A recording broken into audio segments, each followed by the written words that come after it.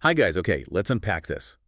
We are about to voluntarily step out of modern comfort, Oh, yeah. out of our lives with, reliable thermostats and insulation and land squarely in the middle of an early American frontier blizzard. And not just any blizzard. I mean, the historical records we've looked at, they confirm that water jugs would freeze solid inside a newly built log cabin. That one detail right there, that's what gets me. It sets the standard, doesn't it, for the kind of cold we're actually talking about. This wasn't just, chilly weather. This Yeah. was an environment where the temperature just held constant below freezing for weeks, maybe months on end. And the settlers often hadn't even finished building a proper weather-tight home. Exactly. Their ambition, I think, greatly outstripped their capacity to prepare for the brutal scale of a continental winter. So the premise of this deep dive is, well, it's frankly astounding. And Hmm. it's all based on the sources we've gathered. We're asking, how did these early American pioneers survive? Mm. How did they get through these deadly, prolonged blizzards? Often without a working fireplace, without any effective insulation, and sometimes barely even with a roof over their heads. And our sources for this, it's this incredible collection of personal journals, missionary field notes, just really granular historical accounts. Yeah. They map out this blueprint for a metaphorical journey through a frozen, deadly landscape. And our mission here is really specific. It has to be. We're not looking for the one big invention that saved them because, well, it just didn't exist. Right, there was no silver bullet. No, we're looking for the tapestry, the specific, granular, often counterintuitive methods they stitched together to find warmth. We need to track that ingenuity. The thermal ingenuity, yeah. How they found heat, not just in a hearth, but in their own layers, their food, their community, and crucially, in the sheer force of their will. Absolutely. The source material is just so visceral. It forces you to imagine stepping onto that frozen ground and the first breath you take feels sharp enough to cut your lungs. Right. And the wind, it doesn't just whistle. No, it rattles against the laws like someone's throwing sand, and you realize very, very quickly that the cold itself was an enemy. An enemy that never slept. Exactly. It wasn't an inconvenience. It was a constant, relentless foe that held absolute authority over every single moment of your life. And that authority began the second they arrived. To really set what you called the cold standard, we have to get our heads around that historical reality. Yeah. These frontier winters, they dropped far below freezing for incredibly long stretches, and they could plunge drastically just without any warning. So when we see records of water jugs freezing solid indoors, It tells you that a fundamental necessity, like keeping water liquid enough to drink, was an hourly battle. An hourly battle fought not with technology, but with desperate, localized ingenuity. so let's start right there, at the root of the problem. The raw, terrifying reality of that first winter.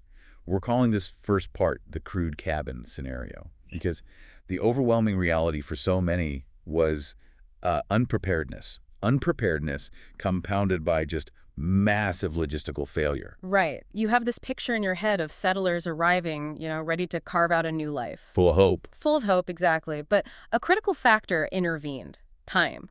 They'd so often arrived dangerously late in the season. And that lateness, it wasn't always bad planning, right? No, not at all. It was the consuming nature of the journey itself. Just think about the logistics. Wagons breaking down, no repair shops. Wagons breaking down, rivers overflowing, which were vital for transport, roads just dissolving into impassable mud. Weeks, maybe months, lost just trying to get there. Precious time. So by the time a family finally reached their plot of land, they could be facing late October, maybe even November. Which leaves you with a tiny, almost suicidal window of time to build a sturdy home. A few weeks, maybe? And that's the moment where ambition just collides violently with reality. Because winter doesn't wait. Winter never waits for a completion certificate. And we see the evidence of that clash in the anecdotes, these stories of the half-built cabin. It's just a heartbreaking image. Imagine the scene. The cabin walls only rise to your waist. The foundation's not even done. The logs are just stacked, Yeah. not properly notched or sealed.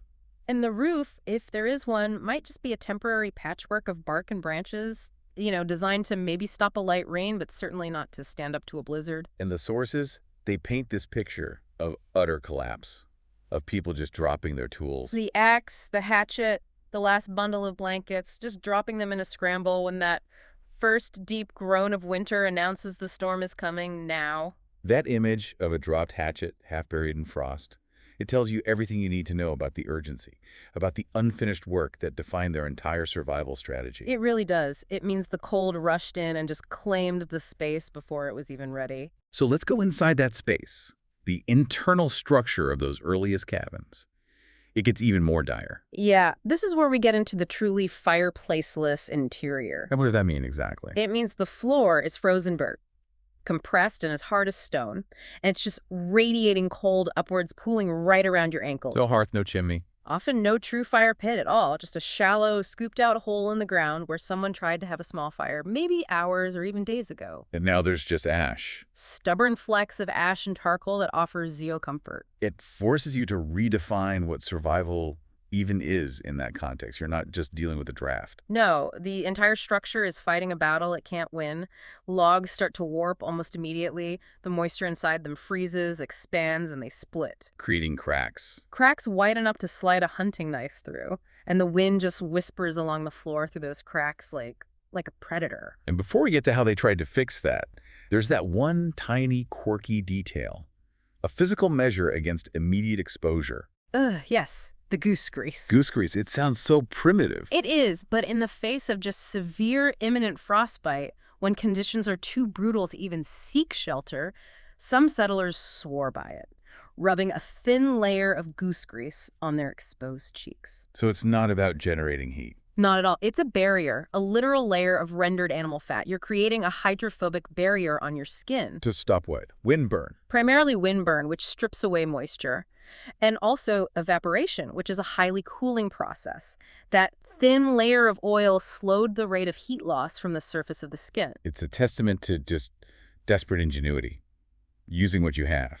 Absolutely. And it all speaks to this constant, exhausting battle just to maintain the integrity of the shelter itself. The structural failure wasn't a one-time event. It was constant. Every morning, new cracks, new splits, new gaps. Which leads us into that historical debate you mentioned. Right. Researchers look at these accounts and they ask, did these early communities just fundamentally underestimate the severity of an American frontier winter? Or were they simply overwhelmed by the scale of it all? It's not a simple answer. The critique suggests they were ambitious, maybe overly optimistic about how quickly they could, build a civilization. Viewing winter as just another hurdle to get over. Not as a force with total veto power over their timeline.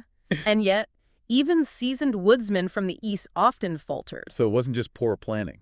I don't think so. The truth is that the conditions just swallowed heat so efficiently, and the freezing season extended so long that it went beyond that. It was the environment's raw power overwhelming even experienced attempts at shelter. It was ambition colliding with thermal reality. A brutal collision. And when that reality hit, when they realized those initial shelters were failing, that a shallow fire pit wasn't enough, or was even dangerous. They had to pivot. They had to. Survival required finding warmth where fire was either impossible or just too dangerous to maintain. And that forced pivot is what drove the true ingenuity of the frontier. Okay, so let's turn to that ingenuity, because some of these solutions are totally counterintuitive. They speak to this deep, almost instinctual understanding of physics. And it starts with the one thing that was their greatest enemy: snow. Suddenly, snow becomes a crucial ally. I mean, we have these harrowing accounts of settlers waking up. And the door is just sealed, completely sealed shut behind a snowdrift that's reached nearly to the edge of the roof. You're trapped, but you're also protected. Protection over panic, that's the key. There's a journal entry from a wandering naturalist who noted this exact realization. A dense, tight mound of snow pressed against the cabin wall acts as nature's most effective accidental insulation. Because snow is mostly trapped air. It's mostly trapped air, and once it stabilizes, it dramatically reduces the wind's ability to snake through the cracks. And maybe more importantly for morale, it muffles the sound. It muffles that constant, frantic, exhausting roar of the storm. That silence must have been the most incredible comfort, turning this terrifying enemy into a bulky, quiet shield. It's a complete winter surprise, isn't it? The snow is heavy enough to feel like it's smothering the structure, but it's also thick enough to create this profound stillness inside. A fragile, quiet bubble where they could finally rest their minds. And this realization was so powerful it actually created its own folklore. It did. Some families genuinely whispered that, and I'm quoting here, winter spirits packed snow against the cabins of those who would survive the season. Wow. It's this fascinating mix of superstition and comfort, right? framing the threat outside as an active, gentle guardian. It helped them psychologically endure being, well, literally buried alive. But the snow was a passive defense. They still had to deal with the active problems, those gaps between the logs. Which brings us to that exhausting, demoralizing work of sealing and patchwork. The burbing. Daubing or chinking, yes. And it was a primitive method. It was primarily a thick mud. Just any mud. Whatever they could find, clay, river silt. And they'd mix it with straw or dried grass or even animal hair to give it some tensile strength. Then they'd press it by hand into every single gap. But they're applying wet mud to logs that are already freezing. The technical challenge there must have been immense. It was a constant, exhausting repair cycle. The moment the water in that mud froze, it expanded. Then it would often contract and crack as the temperature fluctuated. So it was never truly sealed. Never. The sources described this horrifying sound of the mud cracking in the dead of night. They said it sounded like sharp, repeated gunshots. And that would force them to scramble in the dark to try and re-daub the gaps before the cold fully reclaimed the space. A race against the freeze, every single night. And every crack mattered. Especially if you did manage to have a tiny, precious fire going inside, because then you face the other critical danger. Smoke. Smoke inhalation. The rudimentary vents or holes in the roof would ice over or get blocked by snow. So carbon monoxide buildup was a constant, silent killer. An acute risk. And this tension led to the brilliant but simple traveler's trick. This negotiation with the fire had to be so delicate. You can't burn much wood, and you can't poison yourselves. Exactly. So to manage the exhaust, to stop the wind from pressing the smoke back into the room, some settlers would just prop a spoon between the edge of a shutter and the log wall. A spoon. Just a spoon. But wouldn't that just create a new vent for the wind to blast through? That's the brilliance of it. A tiny, rigid item like a spoon allowed for controlled microventilation. It's about pressure management. It created just enough of a gap for the lighter, warmer smoke to escape, relieving the internal pressure. But the opening was so small and placed so strategically, the wind couldn't blast in and extinguish the fragile embers. It's a perfect low-tech pressure differential. That's ingenious. This whole focus on maximizing minimal resources, it leads us to the technology they used when a full fire was just too dangerous or wood-intensive. Embers and hot stone technology. The art of patience. That's what it was. It was all about thermal efficiency. When wood was scarce, you abandoned the idea of full flames and focused entirely on preserving the embers. So they keep these little clay bowls of coals. Faintly breathing through the night, they'd feed them tiny scraps of wood, bark, even dried moss. Shield them with flat stones. It was an art form. You can just picture them cupping their hands over it, almost whispering to the embers to stay alive. And that subtle heat in a -20-degree night, that meant everything. But the real hero of this story, the thing that moves heat from the fire pit to the bedding, is the hot stone. Right. They couldn't just use any old stone from a field. No, because field stones often have trapped moisture and they would shatter violently when heated. They learned to seek out smooth, dense, river-worn stones. Why the river-worn ones? They were often igneous or metamorphic, denser, less porous, and they had already been naturally tempered by water and temperature changes, so they'd heat these stones in the fire, wrap them tightly in thick cloth or old hides. And they become portable, non-flammable thermal reservoirs. Exactly. And their applications were sophisticated. They lasted long after the fire died down. They were tucked under blankets near the feet, a huge area of heat loss. Were placed inside the bedding itself. To give families what they called a fighting chance against icy nights. But critically, they used them to dry damp socks and mittens overnight. Which sounds minor, but is actually a life or death detail. It absolutely is. Dampness accelerates heat loss through conduction and evaporation. It leads to rapid onset of frostbite, then infection. By using the steady, moderate heat of that wrapped stone to dry their textiles, they weren't just ensuring comfort. They were preventing serious illness, the loss of digits. It was insurance against catastrophe. That stone, heated by a fire that died hours ago, became a sustained, localized source of both warmth and hygiene. It's the perfect illustration of carrying heat from one failing space, the cabin, into the one space that truly mattered, the bed. Okay, so when the cabin is a thermal sieve and the last of the hot stones are finally cooling, the pioneers had to turn inward. They had to rely entirely on the heat from their own bodies. And the thick, suffocating layers wrapped around them, they were, as you put it, sleeping in armor. It's the only term for it. They slept in every single piece of clothing they owned. Layered coats, scarves, mittens, even spare shirts wrapped around their heads and feet. The goal was to trap every bit of precious body heat right against the skin. They would have felt clumsy, almost immobile. But that clothing was their absolute first line of defense, their thermal armor against the cold's persistence. And the visceral details from the sources here are just gripping. It speaks to the extreme cold that permeated the air inside the cabin. We have so many accounts of settlers waking up to find frost forming not just on the edge of the blanket, Right, where the cold air meets the humidity barrier. but on their own eyelashes. Wow. Yeah, the instant condensation of their breath freezing in the sub-zero air right next to their face. A strange, sparkling reminder that the cold had invaded the most intimate space imaginable. And to counter that, they needed bedding. But luxury was out of the question. Completely. Lumber was scarce, time was short, they had to improvise everything. We're talking about bedding platforms built from refuse. Not mattresses. Forget mattresses. They started with piles of straw, often adding sacks stuffed with whatever insulating material they could find. Like feathers or cattail fluff. Cattail fluff, finely shredded rope fibers. The goal was air pockets, not comfort. And for the frame, they built platforms from broken wagon parts, salvaged crates, old doors laid across barrels. The structural integrity must have been appalling. Oh, absolutely. But the key point was elevation. The motto was famously, better crooked than frozen. And that's because the coldest air pooled at the frozen dirt floor. Exactly. By creating a platform, however unstable, they elevated themselves out of that worst layer of cold. They were choosing survival over comfort, over stability, even over their ability to travel in the spring. They cannibalized the wagon to build the bed frame. But the most essential and immediate source of heat was just multiplying body heat. Yes. The cold, quite simply, eliminated the luxury of social distance. It was a vital strategy. Families, sometimes neighbors, even strangers caught in a storm, would gather into these incredibly tight clusters. Sharing every quilt, every hide, huddled under shared coverings like a single cocoon of warmth. Exhaustion and the desperate need for heat overrode all social awkwardness. The need for heat just erased social boundaries. And in the harshest regions, this scaled up.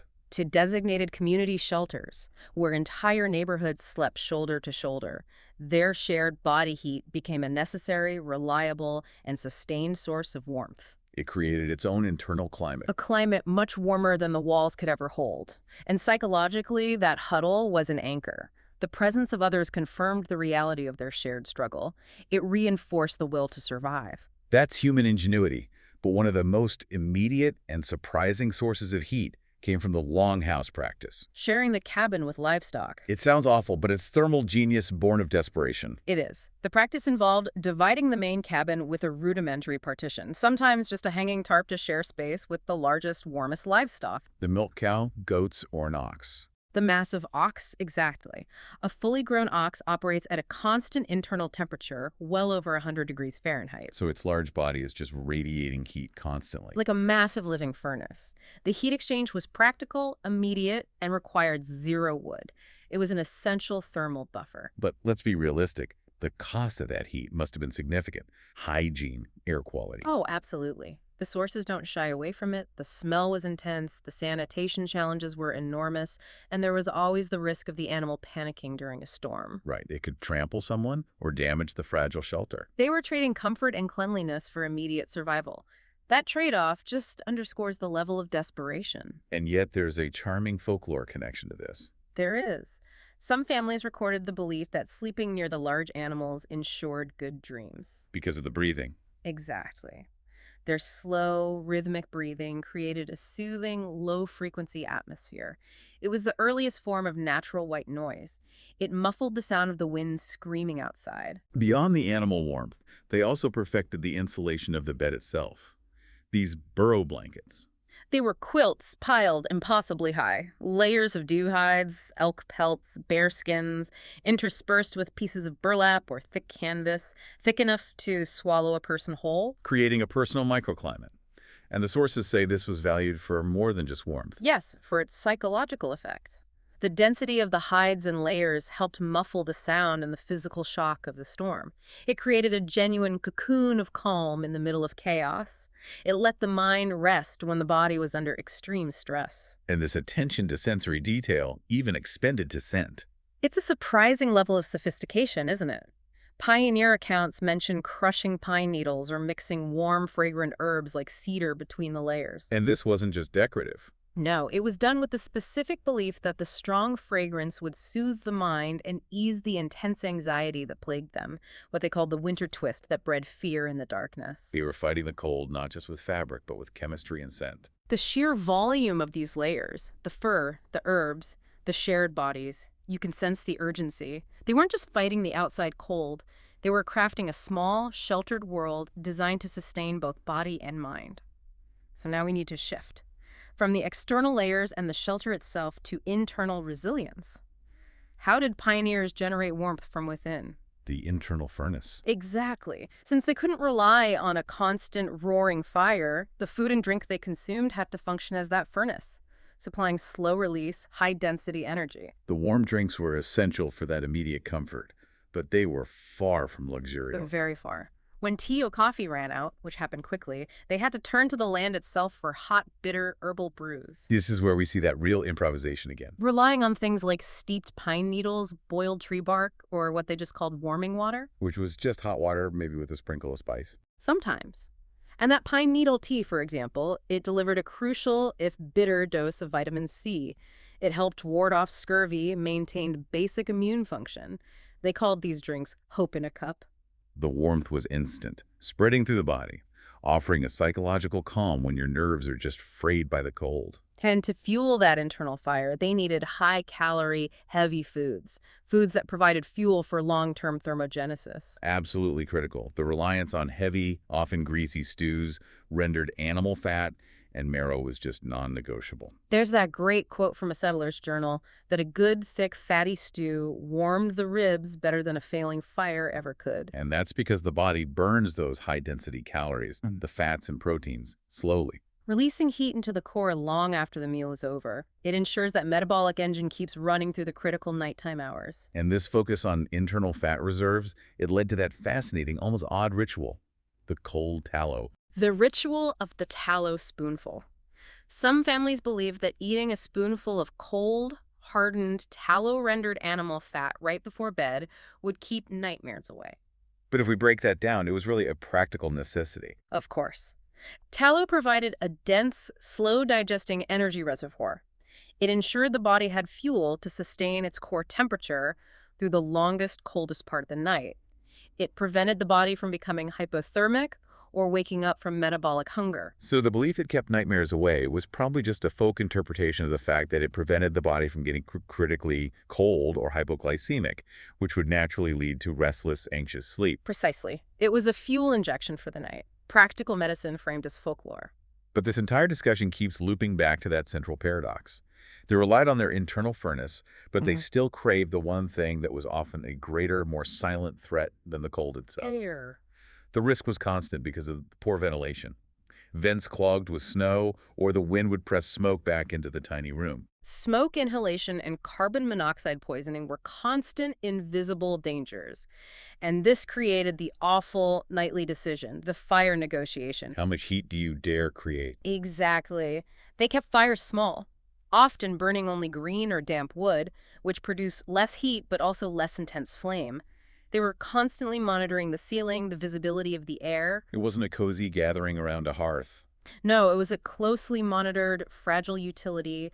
A single change in the wind's direction could send suffocating soot rolling across the floor. That constant vigilance, both physical and mental, it leads us to the consequences, the crushing weight of exhaustion. The records are completely unified on this point. Settlers were perpetually too exhausted to perform simple, necessary repairs. Every movement consumed critical energy. Redorbing cracks, mending tools, fetching water, these necessary tasks just piled up because the effort required just to stay warm consumed energy faster than they could regain it. Exhaustion, as one source notes, magnified every mistake, Turning small oversights into mortal threats, and the toll went far beyond physical weariness. The prolonged isolation, the intense darkness of deep winter, the silence broken only by the storm itself, it bred acute psychological strain. Twist. Or night wandering, a deep mental despair. The cold seemed to literally echo inside the skull, Characterized by anxiety, paranoia. a profound sense of isolation. And they fought this inward storm with self-imposed rituals of control. To sound checks. Yes.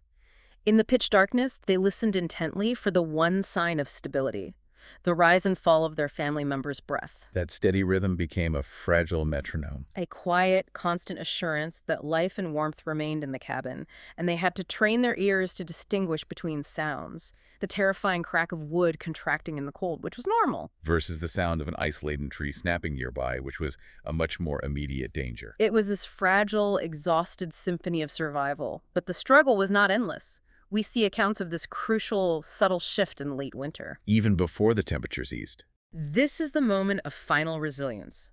Even though the bitter cold remained fierce, the crippling fear often began to fade. It was replaced by a deep, almost spiritual, tired hope. Settlers referred to this period as the Long Thaw. It's widely interpreted by historians as pioneer slang. It references the long, grinding endurance required to survive the worst period, the psychological and physical hammer of winter. So once they reached the Long Thaw, They had earned their survival. They had faced the deepest darkness and prevailed. The cold no longer held absolute psychological authority over them, even if it still held physical authority. so the greatest triumph wasn't defeating the blizzard. That was impossible. It was creating those small, calm spaces inside the endless storms, the soft murmurs of children, the gentle breathing of a family huddled together, the warm core from that spoonful of tallow, finding moments of peace when the world outside screamed against the walls. So what does this deep dive truly mean for us? It reveals that the story of pioneer winter survival isn't about one grand technological leap. It's not the invention of the furnace. No. It's a detailed, desperate tapestry, woven from hundreds of tiny, often frustrating acts of resilience. The specific choice of goose grease over bare skin. The constant demoralizing task of mud chinking. The comforting, almost restrictive heft of a burrow blanket, the life-giving warmth shared through sheer physical proximity. And the steady, moderate heat radiating from a hand-picked, river-worn stone. True warmth on the frontier was never guaranteed. It was earned painstakingly, night after freezing night. The core lesson here seems to be that survival wasn't about overcoming the cold entirely. That was an impossible objective. It was about consistently and strategically creating a small, temporary, localized oasis of heat and calm. Relying on physical ingenuity, detailed knowledge of materials. And, perhaps most crucially, on the unwavering commitment to one another. The cold eliminated the luxury of solitude. It demanded cooperation. It really forces us to rethink our own reliance on external systems. We rely on industrial-grade insulation, on robust heating technology to keep us separate from the cold. And that leads to our final provocative thought for you, the listener. Consider the profound reliance pioneers had on these minimal, found objects. If you were stripped of every modern thermal layer, your furnace, your thick coat, your airtight house, and you had to face that deep, endless frontier cold. What is the smallest physical comfort? A smooth stone, a piece of hide, a single high-density calorie source that would truly give you the will, the metabolic edge, to keep going until morning. What is your personal ember of survival, independent of electricity or modern infrastructure? Something profound to mull over. Definitely. Thank you for joining us for this deep dive into the thermal ingenuity of the American frontier.